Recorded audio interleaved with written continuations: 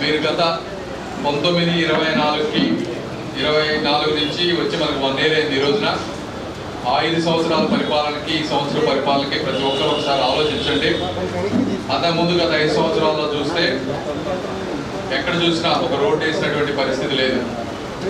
అంతా కేవలం సంక్షేమం అనే పేరుతోటి పొద్దున్నే డబ్బులు ఇచ్చి సాయంత్రం డబ్బులు తీసుకునే విధానం, 2-3 రెట్లు మందమ్మి, లేకపోతే సెంట్రల్ గవర్నమెంట్ స్కీమ్స్ ఏమన్నా ఉంటే ఒక ఇన్స్టాల్మెంట్ తీసుకోవడం, వాళ్ళకి సంబంధించిన వాళ్ళకి డైవర్ట్ చేయడం, ఆ పథకాలన్నీ నీతి గార్చడం. దాదాపుగా 90 సెంట్రల్ గవర్నమెంట్ స్కీమ్స్ 60% వాళ్ళు ఇస్తారు, 40% మన స్టేట్ పెట్టుకోవాల్సిన అన్నింటినీ కూడా దేన్ని ఒక జలజీవన్ మిషన్ వాటర్ స్కీమ్స్ కానీ దేన్ని వాళ్ళంటే ఇక్కడ ఎక్కువ మైనారిటీ సోదరులు ఉన్నారు కాబట్టి నాకు ఈ విషయం తెలియదు. తెలిసి ఉంటే ఎలక్షన్ ముందే ఎక్కువసార్లు చెప్పేవాడిని ఈ ప్రాంతంలో.